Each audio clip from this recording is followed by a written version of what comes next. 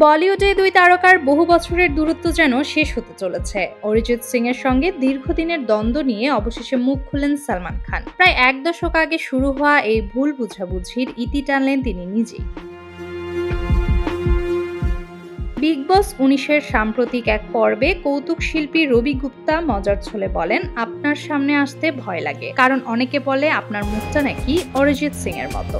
জবাবে সালমান খান হাসতে হাসতে বলেন, অরিজিৎ সিং খুব ভালো ছেলে, আমার ভালো বন্ধু।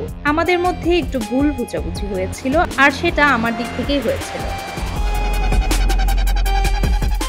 সালমানের এই স্বীকারোক্তি সামাজিক মাধ্যমে ব্যাপক আলোচনার জন্ম দিয়েছে। অনেকেই মনে করছেন এক দশক আগে শুরু হওয়া এই ঠান্ডা লড়াইয়ের অবসান ঘটছে অবশেষে।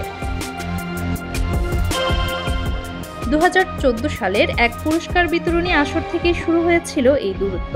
সেদিন সঞ্চালক ছিলেন সালমান, আর সাধারণ পোশাকে মঞ্চে ওঠেন অরিজিৎ। মজার ছলে সালমান জিজ্ঞেস করেন, ঘুমাচ্ছিলে নাকি? উত্তরে অরিজিৎ সিং বলেন, আপনারাই ঘুম পাড়িয়ে দিয়েছেন। দর্শক হাসলেও সালমান কথাটি ভালোভাবে নেননি বলে জানা যায়।